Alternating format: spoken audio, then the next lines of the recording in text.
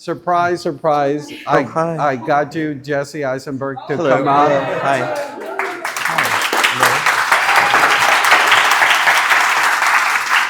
And, I don't want to lead a Q&A because I want you guys to converse with Jesse directly. So, okay. Okay. I explained to Jesse that you guys come from all across the country and you're experiencing the film festival. So maybe you guys have some questions for Jesse. Yeah, please ask anything. I'm happy to talk about anything, embarrassing things, anything. Yes. Yeah. Syracuse. Oh my, Syracuse. Hi, Jesse. Oh my God, I'm Jada. I'm pulling up a quote you said. Hold on. I wrote Okay, down anything but that. Okay. Oh wait. No, I can't. I have to do it, Jesse. I'm sorry. Okay. You said that. Did I say my name? Yes. Jada, yeah. You said you have to treat it with a certain amount of reverence or it becomes exploitation. Oh, I just said that. Yeah. Yeah. So I just want to hear. You more once about- said 7 minutes ago that if Okay. I just wanted to hear more about that and like your take because I feel like that's something I've never really heard from anyone before in entertainment. So yeah, I just want to. I can only speak to like my culture's experience, I'm come from a Jewish, family, and so I could only say, I can't speak to other cultures' experiences, but what I'll say is sometimes when I see a movie that's about the Holocaust or about some Jewish theme, if the hair stands up on the back of my neck, I know there's something weird about it, and sometimes it's even hard to articulate, but it feels like the movie is congratulating itself for existing and talking about this sad thing that happened and simultaneously punishing the audience for not being as brave as the characters on screen. It's a kind of thing that's it's kind of hard to exactly articulate, but you probably see it when you see something that's close to you and your family. This feels like it's trying to exploit our culture, not celebrate or not just treat authentically. So with this movie, I just wanted to treat, it's like a Holocaust themed movie. And I just wanted to make sure that even though I was writing a movie that's funny and relatable and the characters are, smoking pot and doing things that are not typical for a Holocaust movie, you find me a Holocaust movie where they smoke pot. And, I wanted to make sure that all the history was treated with as much reverence as possible. Thank you for asking that. Yeah, nice to meet you. Thank you. Yeah. Yes, go ahead. Yes, you. Oh, you picked me. Oh, I was like. You own this moment. Take it. I'm Yeah. Ala. I'm from San Antonio, Texas. If you Oh, cool. know the city. So, How do you pronounce it? No. San Yeah. Antonio, Yeah. exactly. Okay. Apparently we're the seventh biggest city in Yeah, I know. I'm a America, Spurs but fan. Nobody's Spurs ever heard of it. Oh, come on. I wanted to ask you, all of us here are younger filmmakers, we're all interested. Some of us are from different majors, but we obviously have a love for film. Mm-hmm. So knowing how the fate of the film industry is going with streaming, and even I've heard talks from my screenwriting professors where they have been asked by their corporate bosses to be writing things so that people who aren't paying attention are able to keep up with it. Exactly.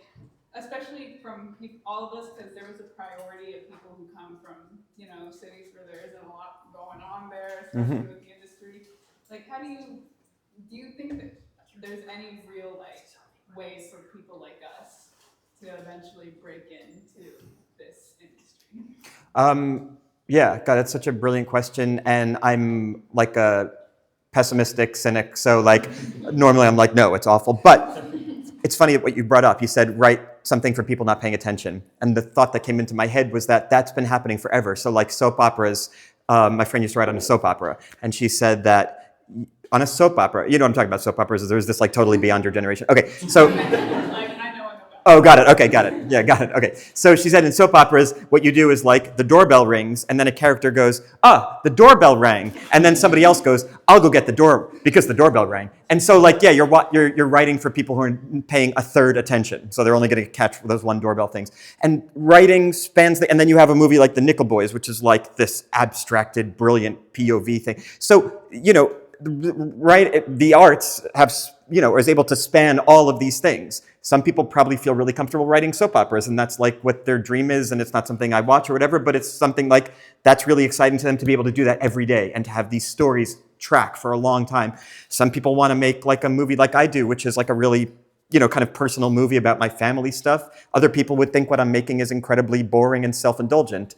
I'm not interested in writing a Marvel thing, but for most people in the world, that's what they seem to like. Okay, so that, so I think that's more, I think what you said is what I'm saying, but you said it with dread. And I think what I'm saying is maybe a little more like comforting, which is like, there's always going to be that art stuff, and there's always going to be the really great art stuff. There's audiences for all that stuff, maybe even more now than ever, because you can go on Netflix and watch an art film, whereas it wasn't playing when I was a kid in my local theater. So I really do think like that's maybe a positive spin on your, but I do agree with your negativity, on your negative assessment. Yeah. Oh my goodness. Way in back, and let's move our way forward. Yes, you were the. Your co-star Kieran went on a late night show and was talking about how it's like a really new experience to be directed by your co-star. Yeah. And a lot of us as student filmmakers like have to either be in our project Of or be in course. our friend's project. So I was just wondering like what your like how you kind of differentiate that line between like acting with someone and then also having to direct them and just kind of how you create a good environment for that. Well, it was particularly awkward with Kieran because he's spent like 4 years on Succession, and the way they film Succession is that the actors can go wherever they want. No one has marks. They walk wherever they want, and they film with 4 cameras, and it's all done like in one. So they'll do like 2 takes of a 10-minute scene. With me, I'm doing it more like how traditional movies are made, which is you do coverage, you do a master, you have wides, you have 2 shots, 3 shots, etc. And so he felt really uncomfortable in that kind of like, he felt constricted. And I think that more comes from him doing Succession rather than him being like, wired that particular way. And so it was awkward in between the takes because I would give him direction, but he was also feeling constricted by the actual shooting style. And he got more comfortable at the end. And he even came up to me in the middle of shooting, and he was like, God, I haven't worked this way in a long time. I forgot this is the way they shoot movies. Yeah. And so he was like uncomfortable with it. In terms of like giving notes, I'll tell you what the weird thing was with me and him, is that in the movie, he kind of like mocks me and diminishes me and patronizes me and condescends to me. And when you're acting with somebody, especially on an indie where you're like spending all your time acting and not time waiting in the trailer or hanging out, you develop that relationship. It's just natural, And so Kieran and I had this weird relationship where he would make fun of me, but as a director, he would say like, "What shot are you doing now? That's stupid." So like, and so like we had this relationship. So then when I gave him a note, it upended the thing that was working for us off camera. Do you know what I mean? Because suddenly I had the upper hand to give him a note, and I think he felt it was odd because we had spent the scene and the day of him mocking me. So that was the weird thing. All the other actors complied and loved me. Yeah. Okay. Yes. Go ahead. Yes, you. Hi, Jesse. I'm Shelby. Hi, Shelby. Right now, I'm really struggling with the environment that I'm in and having inspiration and support. So when you were younger and you were trying to break through, how did you keep going? What drove you to reach the point where you're at now? Oh, thanks, Shelby. I think that I am mostly motivated by complete discomfort. And so for me, that's like the fuel. Like, I write because I can't say the things that are on my mind. So I have to then create a scenario like this character in this movie. Like Benji is like representative of all these people I've always felt small around. And so the movie itself is me trying to take control back. So I create a world in which, my character, who's kind of like me, can respond to somebody like that. And it's all my creation. I mean, it sounds like the work of an autocratic psychopath. But it's in some ways a way for me to write the world, like WRITE, the world that I can't act in, that I can't live in.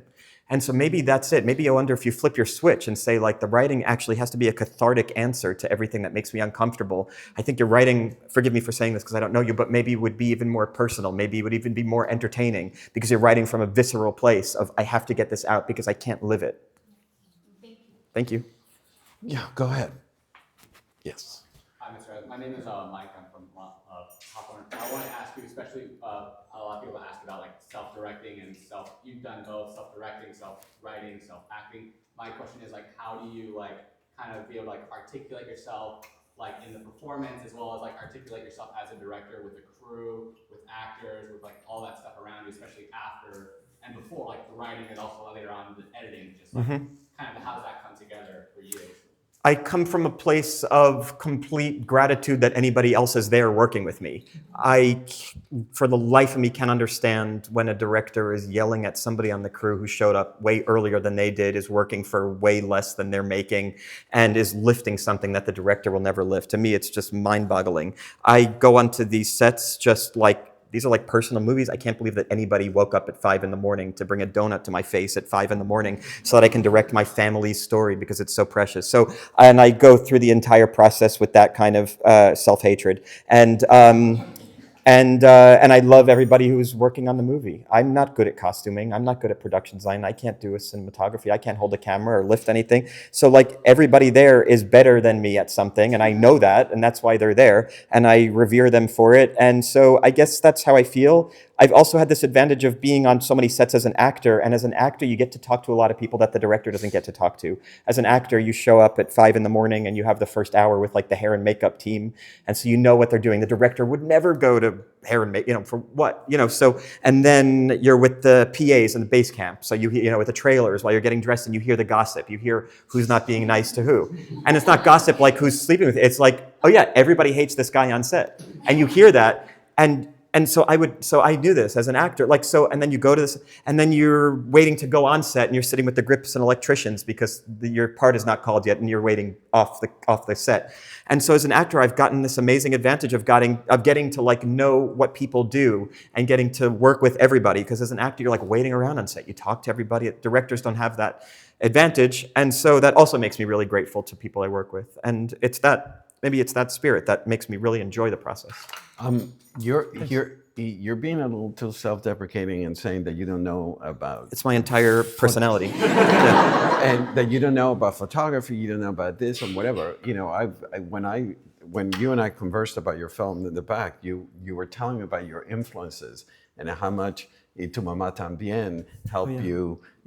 So you may not know about how to handle the camera, et cetera, but you know what you want. And I think that it's worth letting you guys know that he knew exactly what he wanted in this film. I was impressed by the music choice, the Chopin, and you knew that from the get-go that you wanted how you wanted your film put together. You may not know about composing and et cetera, right? Oh, you're so sweet to say that. Yeah, I guess I didn't think of it that way, but if I probably had better medication, I would think like you think. That all sounds much healthier. Yeah.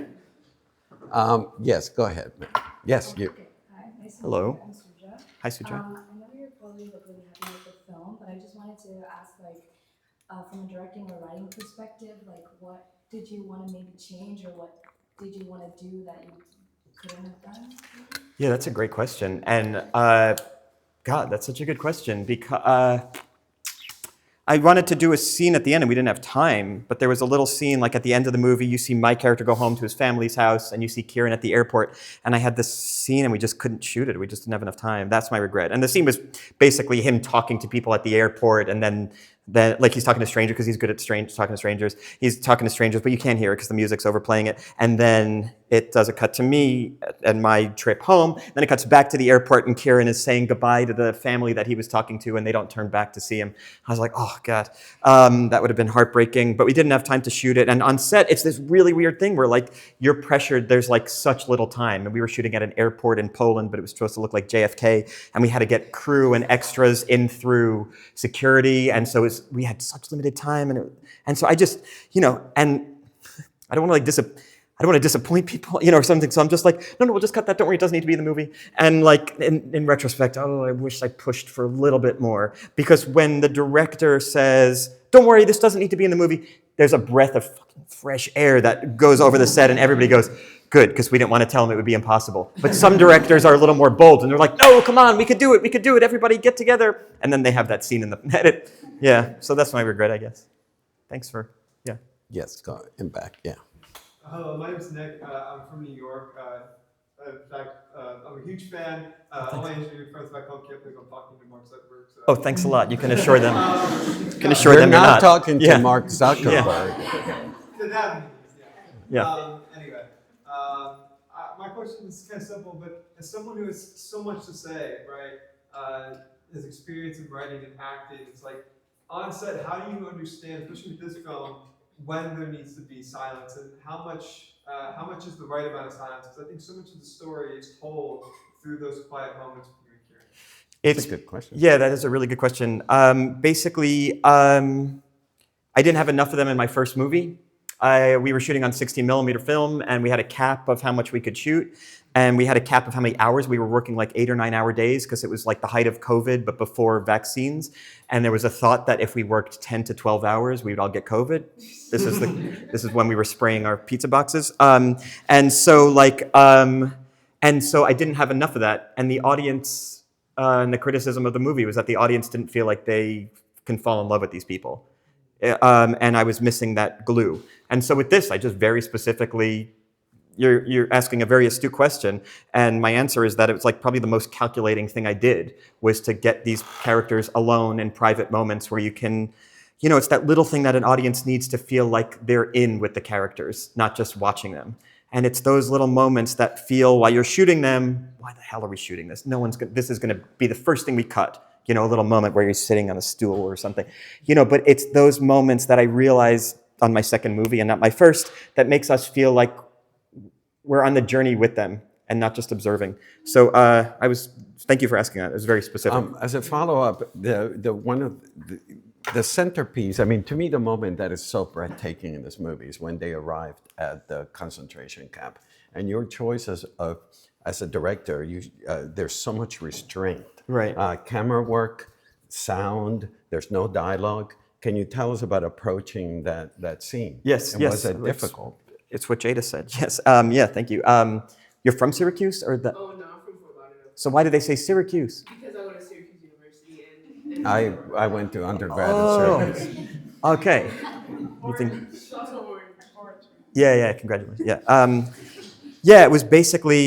Yeah, it's basically like when I got up to writing that scene, as I was saying in the panel thing, like I just felt so mortified to write a scene at a concentration camp because it felt exploitative. Once you take an actor, as I was saying, you take an actor and put them in front of the barracks, or it just seems just cheesy, exploitative, like cheap drama.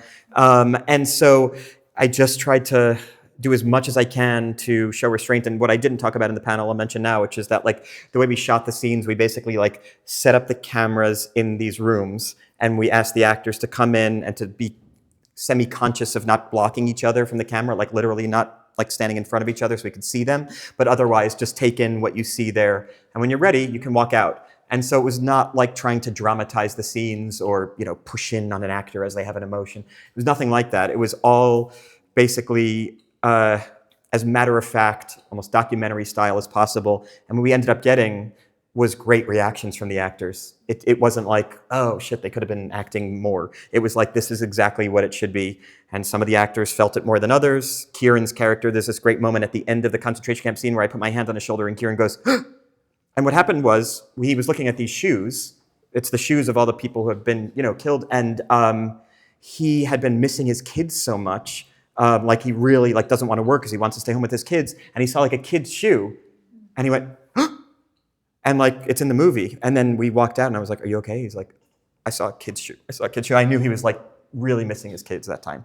And so, it works in the movie because it was a real thing, Mm-hmm. Great. Yeah, go ahead. Hi, my name is Sebastian. Hey. Immigrant, currently hiding in San Francisco State University. Okay. Oh God. I'm sorry. You're fun. In the film, there's two scenes that I remember. One of them was the speech that you mentioned, the 1,000 Miracles, and then another scene I remember is from the rooftop, where it's just you two having a conversation. Yeah. In terms of writing, and I think going into directing, but mainly writing, how do you harness emotion? How do you harness like your thoughts? Because it's very hard to articulate, especially when like you have this feeling that maybe not everyone knows about, or not many people know how to like also articulate. Mm-hmm. So how do you harness your emotion to be able to come up with like this beautiful scene that like people can understand where the characters are coming from and what's like the internal dialogue that's happening? Well, it's very sweet of you to say. Thank you so much. I guess because I'm not thinking of it as movie dialogue.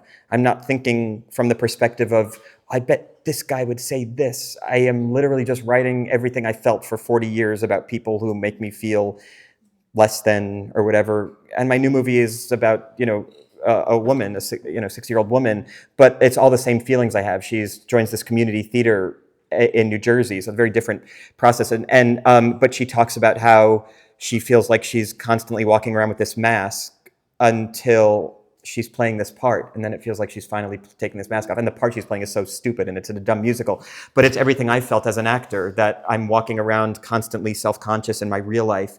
And then when I get onto a set, I can take off my mask, and it feels like that's where I can be real.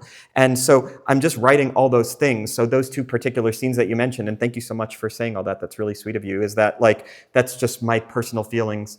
I've gotten good at articulating my own feelings because I'm a narcissist. So I think about my feelings all day. My wife just goes, you think you're a profound person, but all you're doing is just thinking about yourself all day. And she's probably right. And so kind of I'm thinking like, oh, why did I have that thought? This is an indulgent, very modern thought to have. Why did I have that thought? But that's what I'm kind of interested in. Yeah. Thank you. Go ahead. Hi, my name is Christy, and I'm very interested in learning about the process of, as a writer, pitching your script to production companies. If you have any advice for any of us that we can take with us when we're pitching. Yes, I have one piece of advice. Don't say that you wrote a comedy about the Holocaust. Because this movie got rejected by every single financing company, every studio. Don't lead with that. It was really hard for me to convince people to do this because I think they thought the tone and the subject matter were not going to mix. A humorous movie with crazy characters while also visiting countries. But I'll tell you what works is your enthusiasm. At the end of this movie script, I put in all these pictures from 2008 when my wife and I went to Poland, and I put the pictures in.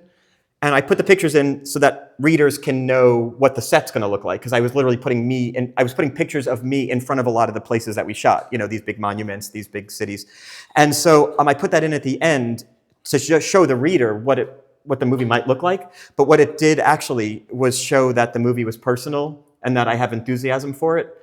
And that's everything, because, it's a real leap of faith for somebody to give you $3 million to make a movie. That's how much money we got to make this movie. Sounds like a little bit amount of money when you think about how much big movies are made for, but it's a lot of money, for a small company. And so they don't know what the movie's going to look like. These people that you're pitching to, in your mind, it's so clear, they have almost no idea, because it's so many millions of things happen between a script and a movie coming out. Different actors make it completely different. You shoot it all in wonders, suddenly it's the 3-hour movie, not the hour-and-a-half thing they think you wrote. You're shooting it in a different color palette, suddenly it's this drab, bleak movie when they thought it was going to be a colorful comedy. So the truth is, every movie company is taking a huge leap of faith when they give you a budget to make a movie. So you have to show that they're taking a leap of faith with somebody who is confident but self-questioning. You don't want to be too cocky. People smell that right away and they think they're stupid. And that's usually true. The cocky filmmaker is usually the one who's not thought about it enough. And they also want to know that you have passion for it, that you're going to wake up every morning, that that you're going to go into meetings with actors and you're going to make them feel safe and excited. So you have to really show that. And that doesn't mean being a fake pitch man. That means really finding some way to have real enthusiasm about your projects. That's really Thanks. good advice. Yeah, go ahead. Yeah. My name is Riley. I'm from Omaha, Nebraska. Oh, cool. I think you're great. Miss Good and the Whale. Thanks a lot. Just want to say I think it's one of my favorites. Oh, thanks. And The Real Pain is great too. I don't know how to ask good questions, so I read in an article that you like the band Weed. Yeah. And I was wondering if you have a favorite song or album title. Yeah, my favorite album is Quebec, if you know that album. And maybe Chocolate Town, although I recently found out it's about heroin. I thought it was about Hershey's, Pennsylvania. I think it might be about heroin, so I may have to come up with a better first favorite song. But yeah, they're great. And I love Omaha, by the way. We've been there multiple times. Come to San Antonio. What? Come to San Antonio. I want to come to San Antonio because of the Alamo Dome, which is now the AT&T or something or other. Yeah, that sucks. Come for the library. That's where my kids is filmed Oh, really? And there's a city walk thing. There's a river walk thing. Yes. Yeah, I heard that's nice I'll too. give you a tour. Come on. Thank you so much. Okay. Yes, go ahead. My name is Colin. I'm from Dallas. Hey. I wanted to know, since you've worn so many hats on the film set, between actor, director, the writer, to all of those things. A, what was your favorite hat to wear, and B, how do you go about finding what you're most passionate on in a film set? Oh, thanks. That's such a nice question. Yeah, thanks. I love writing. I'm sitting at the library writing, and I'm feeling all of the feelings, and it's exhilarating. And then I love acting so much. Directing for me felt like I was like hired to like, you know, be an air traffic controller while doing dentistry. It was like, because you're like, okay, you're looking on your phone to see if somebody who is working tomorrow's plane is delayed at the same time as you're like trying to tell an actor like, okay, so when you're talking about the death of your grandparent, and then like the next moment somebody comes up, do you want a blue pillow or a yellow pillow? And you're like, I didn't even imagine there were pillows would have colors. And so directing for me is like 17,000 things that I never was interested in doing, suddenly you have to do. But you have to do it because you're trying to protect your movie. And so like, you know, I don't know about the pillow colors, but I do know that yellow would be distracting, so you go with the blue, something like that. You know, you have to try to come up with reasons. So I really love writing and acting, and the directing I think generally of as like an extension of the writing. Like I want to make sure this script that was in my head comes out as close to what was in my head as possible. And I know that if there was some other director, even if it was the greatest director in the world, Martin Scorsese, I'd be honored to have, you know, somebody like that direct my film. It would be different. Maybe better, but different. And my goal is to make the thing that's in my head. You know what I mean? Yeah. So I don't love directing as much, but it's like a kind of a protection. Jesse, what movies would you recommend for them to watch that to you are essential? Sure, I'll recommend some recent ones. There's a director named Eliza Hittman. She made a movie 2 years ago called Never, Rarely, Sometimes, Always. To me, it's like if I could make that movie, I would retire. It's so brilliant. It's so personal. It's deceptively simple. It's basically you're following this young woman. She tries to get an abortion in New York, and it's not, you know, political in any way. It's just following this one woman. And what's so great about it is it seems like we're all filmmakers here. You walk away thinking, oh, I could make that, and then you sit down to try to figure out how to make that, and it's impossible because it's so nuanced. So that's a great one and really unusual in its filmmaking style. Another movie I'd recommend is a more fun one called Submarine. It came out in like 2011. It's by my favorite director who I've worked with. His name is Richard Ayoade. He's a British guy, and Submarine is it's a coming of age story. It's funny, but you could see the specificity that this guy who told this very conventional story, coming of age, the kid falls in love with the girl, whatever, like, and it's done with such specificity. And what that taught me is like, yeah, you can make a personal movie, but it also has to be kind of entertaining. And this is the thing I think about all the time. Like, people say, write what you know, but that doesn't mean write something boring. It just means figure out an entertaining way to write the thing that you know about. This is the thing you always have to remember is like, you don't have to make a movie for everybody, but you have to make it for somebody. Mm-hmm. Great. Yes, go ahead. You mentioned several times being like a very self-conscious and cynical person. As a very self-conscious and cynical person, how do you find the vulnerability to, like, either as a writer, actor, director, to share your stories? Oh, thanks, and I'll see you at the next meeting.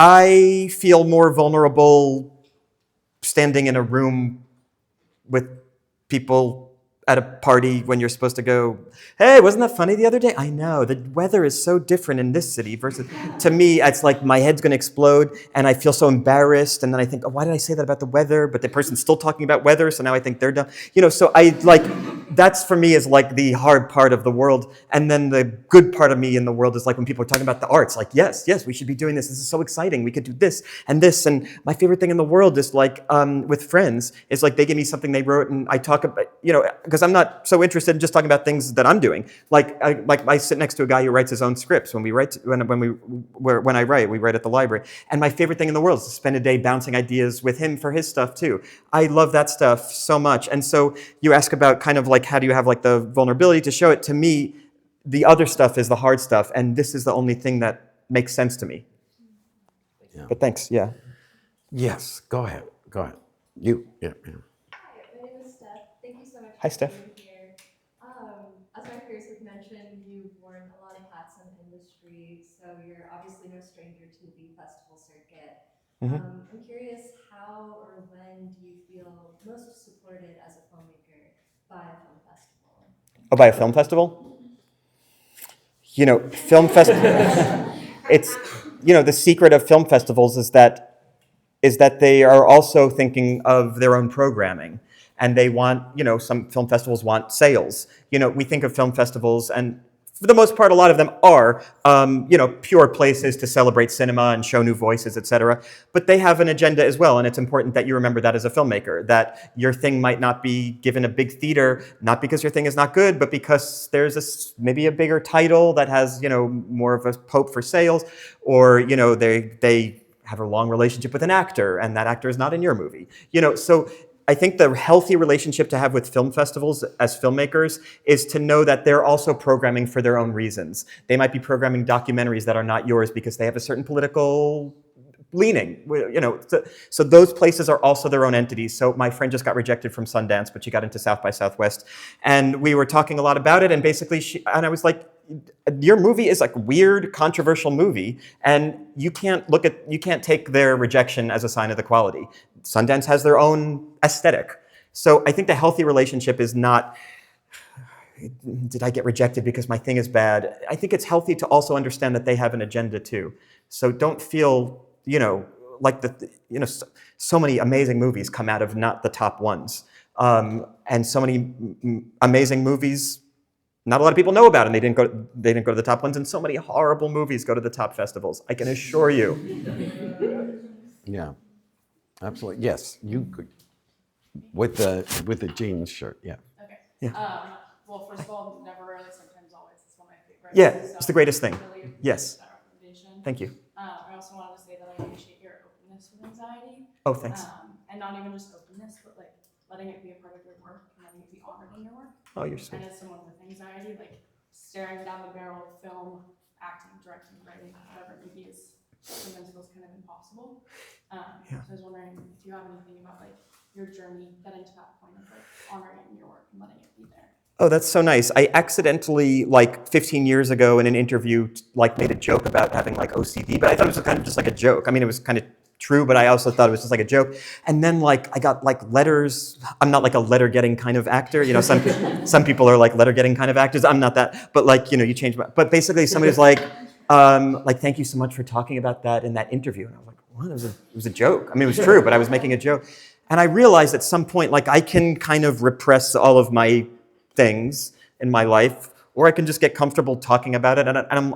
Because I can be funny. It doesn't sound like I'm asking for pity when I'm speaking honestly. It sounds like I can make it feel more normalized, like you're saying. And so my whole feeling is like write something personal, and when it's not entertaining, that's called self-indulgence. Like you can write the most personal thing that's ever happened to you, and it's not indulgent if people can appreciate it as an audience. So never really, sometimes always a perfect example. There's like no narrative except this narrative thing of them trying to do this thing. There's no like fireworks. But because it's entertaining, and yeah, it's not funny, but it's entertaining because there's suspense to it. There are a lot of like very formulaic movie things in that movie. Not formulaic, but like your heart breaks in this scene. Like there are real movie things, even though it seems like just this naturalism.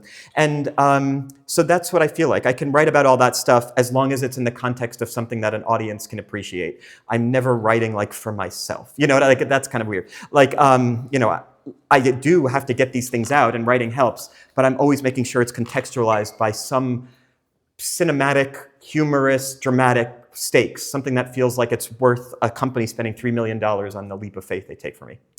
Guys, Jesse has to get back to Los Angeles for a screening and Q&A, so please give a warm thank you. Thank you so much.